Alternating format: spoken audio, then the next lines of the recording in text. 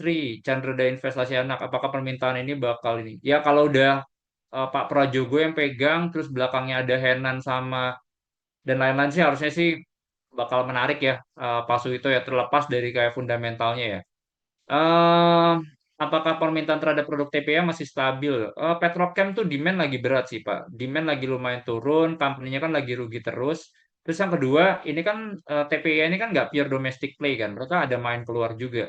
Nah di luar itu kayak pabrik-pabrik petrochemicals tuh lagi banyak dari China tuh banyak. Jadi compete-nya susah tuh Pak. Harga spread buat yang kayak olefin, polipropilin itu kita lihat tuh trennya tuh turun terus tuh sebenarnya.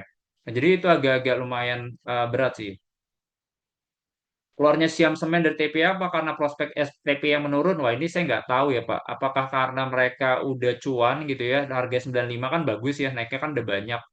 Atau karena mereka ngelihat prospeknya udah terbatas. Saya nggak tahu sih Pak, ini pertimbangannya si Siam karena apa ya. Cuma saya personally sih ngeliatnya sebenarnya kayak yang di grup-grupnya PP ini, to be honest, resikonya gede ya. Dari sisi valuasinya sih, resiko valuasi gede ya. Apalagi TPIA ini kan kita masih belum tahu ya, kayak Shell ini bisa kontribusi signifikan nggak? Karena kan ada ekspektasinya kan revenue bisa naik sampai 6 kali, net profit bisa kontribusi 38. Cuma pertanyaannya apakah bakal clear atau enggak sebenarnya? Beneran di situ atau enggak? Nah, saya harus coba dudil lagi sih, Pak Suwito ya. Apakah ini bubble atau memang karena prospek?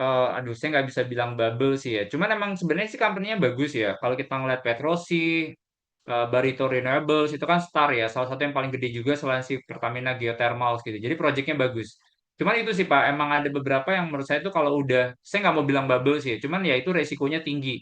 Karena valuasinya tuh udah di atas peers ya. Nah biasanya intinya kalau udah valuasi udah mahal banget tuh, upside tuh pasti udah terbatas sebenarnya. Jadi itu sih, makanya kita lihat kan brand ya, brand lu sempat 10.000 gitu, kenapa nggak naik lagi padahal company-nya masih growing gitu, karena udah resikonya udah terbatas gitu ya, jadi itu yang sebenarnya jadi concern juga. TPA juga sama gitu ya, Tuan Petrosi juga sama. Nah karena valuasinya udah lumayan mahal sih, jadi banyakkan resiko ke bawahnya sih, downside risk-nya dibandingin ke atasnya sih Pak. Pak Ferrol,